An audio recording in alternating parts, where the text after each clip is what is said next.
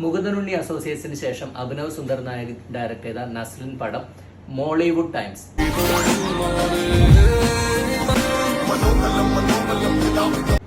സിനിമയെ പാഷനായിട്ട് കൊണ്ട് നടക്കുന്ന ആളുകൾക്ക്, സിനിമയെ ഇഷ്ടപ്പെടുന്നവർക്കൊക്കെ ഗംഭീരമായിട്ട് വർക്കാവുന്ന പടമാണ്. എനിക്ക് നന്നായിട്ട് വർക്കായി.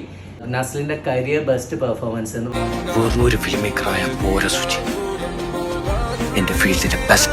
കാരണം ഒരു പയ്യൻ സിനിമ ചെയ്യാൻ നടക്കുന്നതും അതിലുണ്ടാവുന്ന ബുദ്ധിമുട്ടുകളൊക്കെയാണ്. പക്ഷെ ഇത് കഥ പറഞ്ഞു പോകുന്ന നരേറ്റീവ് സ്റ്റൈല് ഭയങ്കര യൂണീക്നെസ് ഉണ്ട്, ഒരു ഫ്രഷ്നെസ് ഉണ്ട് മൊത്തത്തില്.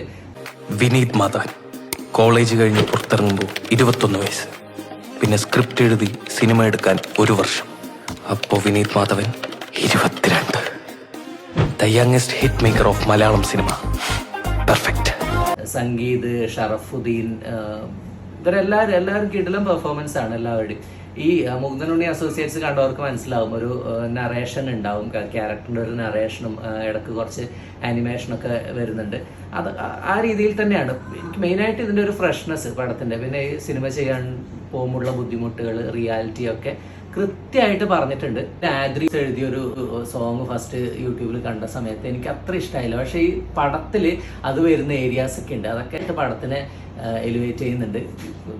നസ്ലിൻ്റെ പെർഫോമൻസ് ഇപ്പോൾ പ്രേമലൂരിൽ ത്രൂ ഔട്ട് കോമഡി ചെയ്യുന്ന ഇതാണ്, പക്ഷെ ഇതിൽ അങ്ങനെയല്ല.